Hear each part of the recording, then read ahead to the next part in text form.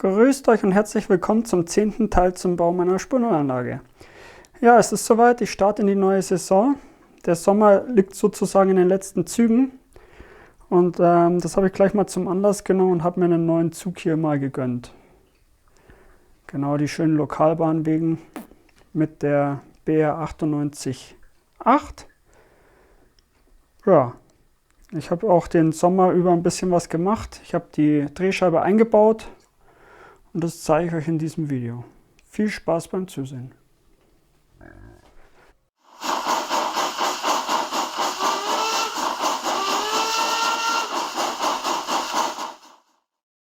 Heute beginne ich mit dem Rückbau meines Betriebswerks, so wie ich es ursprünglich geplant habe, findet es jetzt nicht mehr statt, weil hier kommt ja die Drehscheibe hin. Ich habe jetzt hier schon mal zur Probe ein Gleis weggemacht, das geht ganz gut mit dem Cutter. Bei der Grube weiß ich noch nicht, ob ich die nicht noch ein Stück nach hinten versetzen sollte. Die kommt sowieso raus, die kommt woanders hin. Und Gott sei Dank habe ich es noch nicht eingeschottert, bis auf hier ein kleines Stück bei der Weiche. Aber das werde ich jetzt als erstes mal anlösen mit Wasser. Genau, und dann werden wir das Gesamtbild hier mal drastisch ändern. Ich mache jetzt als erstes mal das Gleis. Dazu löse ich das erstmal ein bisschen mit Wasser an. Erstmal ein bisschen einsprühen, dass das Wasser schön fließen kann. Und dann mache ich einfach hier Wasser und hoffe, dass mir das reicht. Das lasse ich jetzt mal ein paar Minuten stehen. Währenddessen fange ich an, die Gleise abzubauen. Da ich meine Gleise nur mit Sekundenkleber punktuell befestigt habe, reicht es, wenn ich hier schön mit dem Cutter durchfahre und ablöse.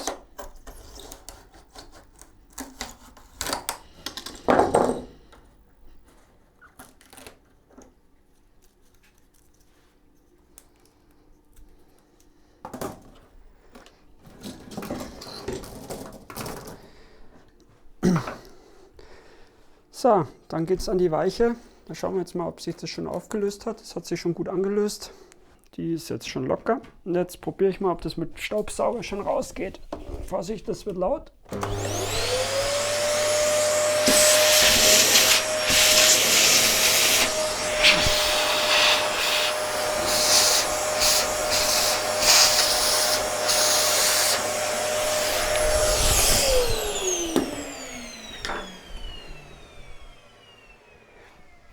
So, den Draht habe ich schon am weichen Antrieb gelöst, den Stelldraht, dass ich da nichts abreiß. So, und jetzt müsste sie eigentlich weitestgehend locker rauskommen. Das tut sie auch, sehr schön. So, schaut so aus. Gut, als nächstes mache ich den Kork weg. Und da ich mir da so wenig Arbeit wie möglich machen will, habe ich mir jetzt hier schon das alte Gleis von vorhin so ein bisschen angepasst, dass das hier reinpasst. Und dann markiere ich mir da einfach die Stelle, wo das lang läuft.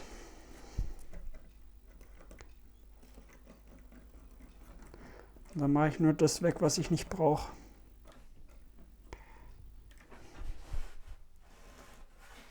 Gut. Schnappe ich mir mein Messer.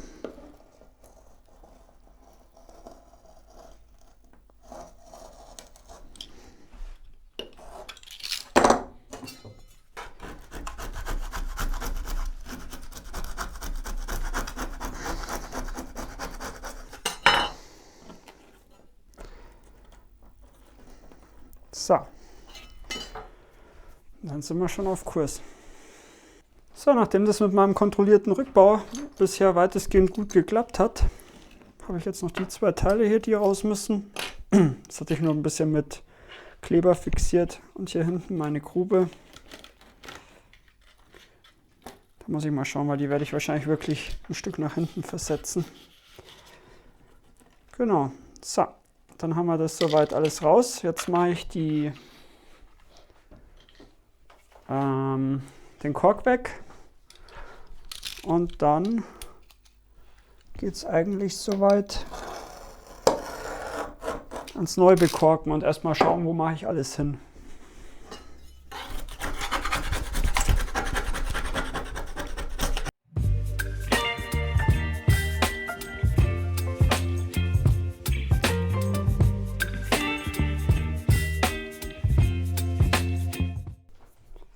So, alles weg soweit. Dann mache ich es mal noch sauber. Das ging ja schnell, wenn es nur immer so schnell gehen würde. So, dann mache ich als nächstes, suche ich mir die Stelle raus, wo ich die Drehscheibe hinbauen möchte.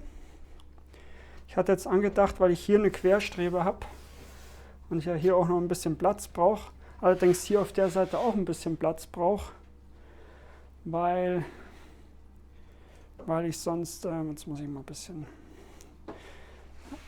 auf der Seite brauche ich auch ein bisschen Platz, weil hier meine Bekohlung hinkommen soll. Das ist jetzt so ein bisschen schwierig wahrscheinlich insgesamt mit der Einteilung, weil ich hatte eigentlich schon eine Einteilung im Kopf, aber das geht sich jetzt nicht mehr so raus. Und naja, jetzt gehe ich halt hier möglichst weit rüber, dass ich mit meiner Querverstrebung unten klarkomme. Also wird es wohl hier drauf rauslaufen und dann hier ein Gleis und da noch 2 hinter. Genau, so schaut es jetzt aus. Und das machen wir jetzt mal. So, jetzt möchte ich das nochmal kurz erklären, wie ich mir das vorstelle. Das jetzt hier die Lücke ist, ist Zufall. Ich habe einfach mal das Gleis jetzt genommen, weil das längste war. Und zwar hatte ich ursprünglich gedacht, dass ich jetzt hier so, hier so ein Kohleband und hier so 2, 3 hinmache und hier quasi mein Bekohlungskran steht. Das ist so ein alter Fuchsbagger im Prinzip mit so einer Schaufel, mit so einer Greifschaufel oder was das ist. Und hier dachte ich eigentlich so mein Wasserkran. Das hat man wahrscheinlich so nicht in der Einfahrt gehabt von der Drehscheibe, aber ich habe einfach zu wenig Platz, deswegen muss ich hier so ein bisschen improvisieren. Und jetzt hatte ich schon überlegt, ob hier vielleicht die Schlackegrube Sinn macht, aber das weiß ich jetzt noch nicht genau. Vielleicht mache ich die auch hier dann auf so ein Extragleis. Hier wird es sich halt anbieten, weil hier dann eh schon der Kran ist, beziehungsweise der Bagger ist, der dann die Schlackegrube auch leer räumen könnte. Ja, und das ist halt, genau so schaut das jetzt aus. Da bin ich jetzt am Tüfteln, wie ich das machen könnte. So, als nächstes habe ich mir die Mitte vom Gleis angezeichnet. Und zwar habe ich dazu einfach die Schwellen markiert, wo die sind. Also, wo ist mein Finger? Da ist er. Dass man es halt. Dann habe ich das Gleis weggemacht, das habe ich auf beiden Seiten gemacht und habe dann die Mitte genommen und habe da eine Linie gezogen, dass ich so ungefähr weiß, oder ich soll schon ziemlich genau bündig oder gerade auf die Drehscheibe kommen. Und deswegen habe ich das jetzt mal so gemacht, weil jetzt muss ich dann den Zirkel zücken. Jetzt habe ich meinen Zirkel aus der 9. Klasse bemüht und der ist ein Ticken zu klein, jetzt muss ich den irgendwie verlängern, muss ich mir jetzt irgendwas überlegen. Dann zeichne ich das Ganze mal an. Jetzt setze ich mal mit dem Bleistift hier in der Lücke an. Und dann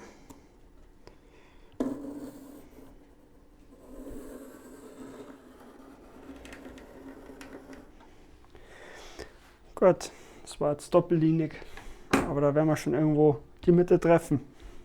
So, jetzt habe ich das Ganze nochmal mit einem Filzstift nachgezogen, mit einem blauen. Den habe ich mir auch nochmal an den Zirkel hingemacht. Habe mir hier noch eine Markierung gemacht, dass wenn ich mit der Stichsäge angefahren komme, dass ich mir nicht das Signal hier wegrupp. Genau, und dann können wir eigentlich schon bohren, vorbohren und dann sägen. So, jetzt habe ich hier schon die Löcher vorgebohrt zum Sägen. So, dann fangen wir mal an.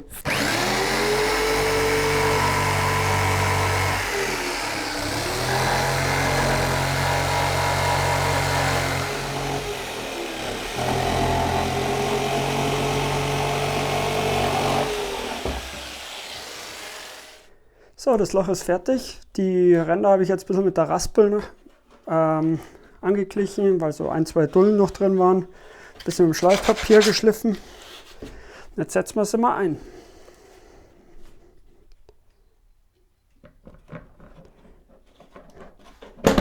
Ja, sehr schön.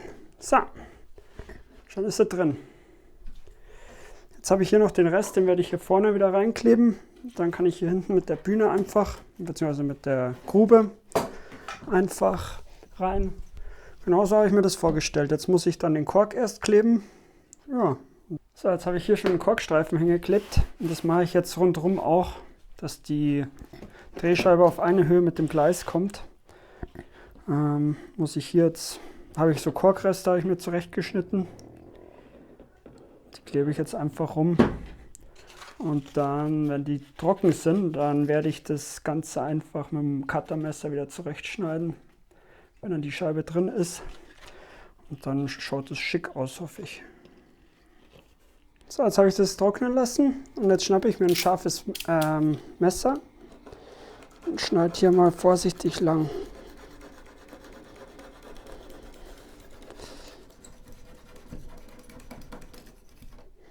So. Dann nehme ich meine Drehscheibe, setze die ein.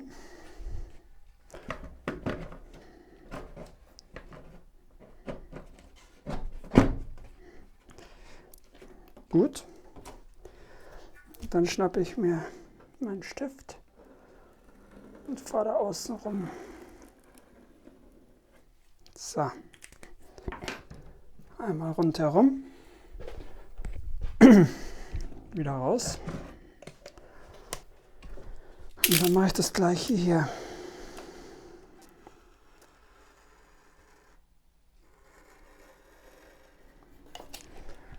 Gut.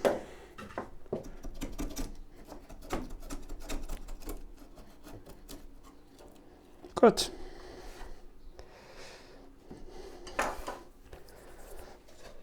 Jetzt setze ich die Drehscheibe wieder ein und lasse das über Nacht schön trocknen. So, jetzt habe ich das über Nacht trocknen lassen. Jetzt kann ich das mal hier rausheben. Und jetzt habe ich Folgendes vorbereitet, und zwar hier habe ich mir schon die Markierungen gemacht, wo meine Gleise hin sollen. Und da klebe ich jetzt auch wieder ein bisschen Ding drunter, ein bisschen Kork. Das ist jetzt noch der Rest, den ich habe. Genau, und das machen wir jetzt mal.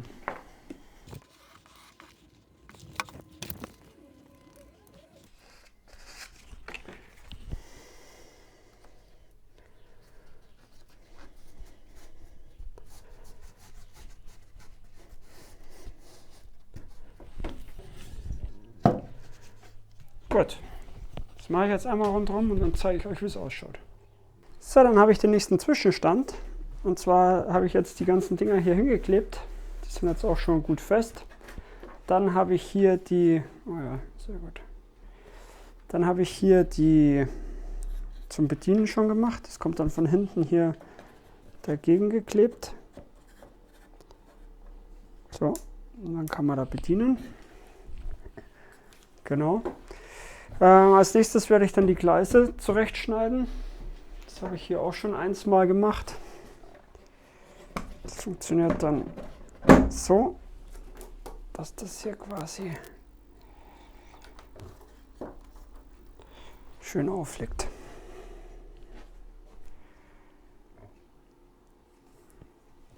So.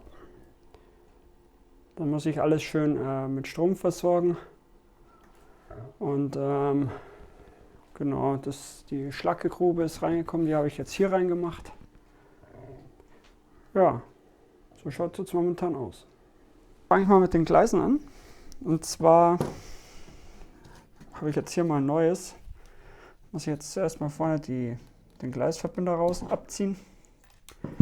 Dann schneide ich auf der Rückseite die erste Schwelle weg. So, und dann kommt es hier hin.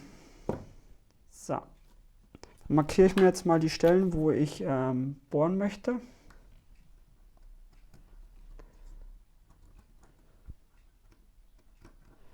So. Dann ich weiß nicht, ob man das sieht, habe ich hier quasi auch gleich das mit markiert. Das schnippe ich mir ab.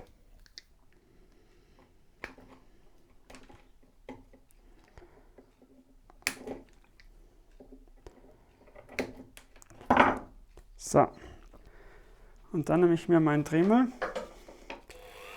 flex hier ein bisschen an.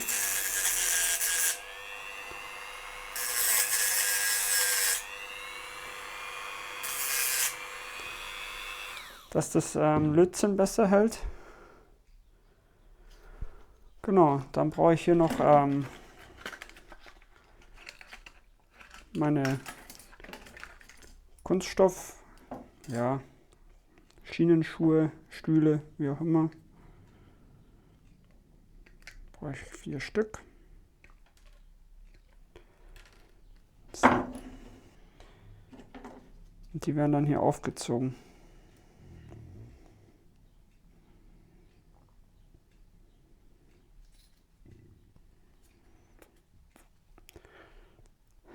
Wenn ich dann alle 4 drauf habe, dann schaut das so aus. Und das lässt sich dann hier wunderbar anpassen.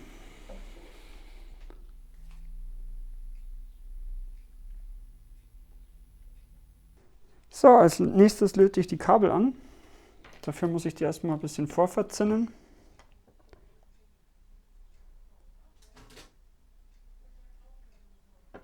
So, das gleiche mache ich hier auch. Dass da schon mal ein kleines Batzer Lötzinn drin ist. So. Ich habe mir angewöhnt, dass ich das rote Kabel zu mir ausrichte, weil es dann, wenn ich das Gleis umdrehe, auf der Wandseite ist. Bei mir ist rot immer zur Wand hin. Das ist jetzt in dem Fall wichtig, weil der Frog Juicer, da müssen die Ausfahrten alle gleich sein. Also anscheinend ist das irgendwie, steht zumindest in der Anleitung so. Jetzt mache ich das einfach. Ich hätte es so oder so gemacht, dass ich das Rote nach hinten ausrichte, einfach weil ich es immer mache. So, schon ist es fertig. So, die Drehscheibe ist mittlerweile reingeklebt. Jetzt habe ich bloß ein paar Tröpfchen Sekundenkleber hier und da hingemacht. Und jetzt habe ich die Gleise schon ausgerichtet. Da ist mir halt jetzt wichtig, dass das einigermaßen gerade ist. Das lässt sich ganz gut ausrichten. Und jetzt fange ich an, dass ich die hier vorne hinklebe. Genau, das machen wir jetzt mal.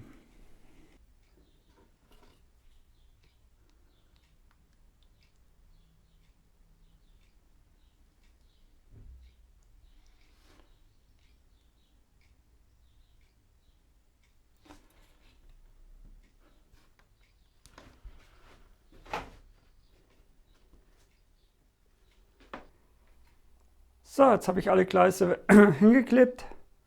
Jetzt muss ich sie noch von unten anschließen. So schaut es jetzt aus. Hier die Gleisstücke, da habe ich mir vorgestellt, dass ich da aus alten Schwellen dann Prellböcke baue. Hier unten ist mein Steuerbedienelement hingekommen. Genau. Nachdem jetzt oben drauf alles soweit fertig ist, kommt jetzt der lästigste Teil. Also für mich der lästigste Teil. Hier habe ich schon mal meine Drehscheibe von hinten, also von unten. Und ja, ich habe sie falsch rum reingeklebt. Ursprünglich wollte ich, dass der Motor in die Richtung zeigt. Hätte ich mir ein bisschen Kabel gespart, aber das ist jetzt auch nicht so tragisch. Hier hängt von meiner LED-Beleuchtung die Verteilung. Das muss ich wieder hinmachen. Genau, und dann die ganzen Gleise anschließen. Und das mache ich jetzt. So, schlauerweise habe ich vergessen jetzt, als ich es noch stehen hatte, zu filmen. Jetzt ist auf jeden Fall alles angeschlossen. Die Drehscheibe dreht auch, das habe ich schon getestet. Und jetzt muss ich testen, ob das mit dem Jogfußer, genau, Frog Juicer funktioniert. So, jetzt hatte ich schon den einen oder anderen Versuch. Erst hatte ich das Kehrschleifenmodul verkehrt rum angeschlossen. Und dann musste ich hier noch so ein bisschen, da standen 2, 3 Schienen so ein bisschen zu weit in die Drehscheibe rein. 1 Millimeter, den musste ich noch ein bisschen wegfallen oder einen halben. Und das habe ich jetzt korrigiert. Und es funktioniert soweit. Jetzt fahren wir mal eine Runde.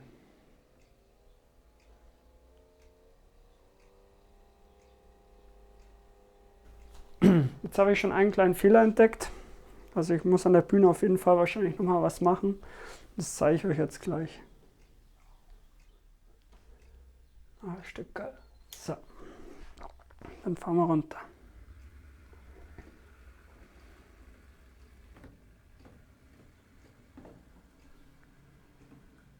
Gut. So, jetzt zeige ich euch noch schnell, was das Problem ist.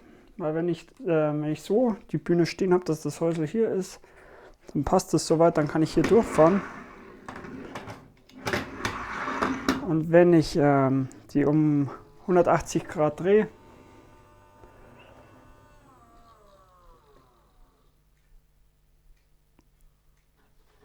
geht das nämlich nicht mehr.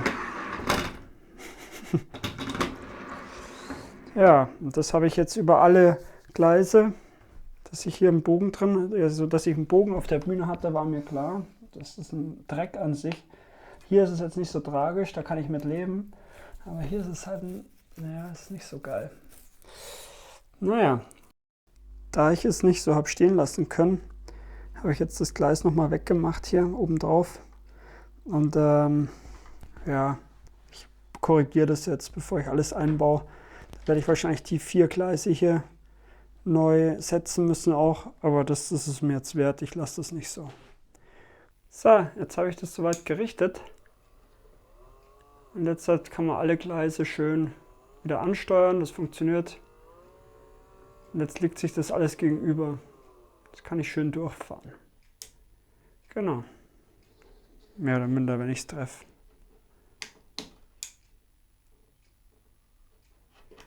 Gut. Die Bühne ist jetzt natürlich ein bisschen ramponiert. Die hat jetzt ein bisschen Gebrauchsspuren abbekommen. Da muss ich jetzt nochmal mit einem, ja, bisschen drüber machen. Mit einem Wash oder so oder ein bisschen ausbessern.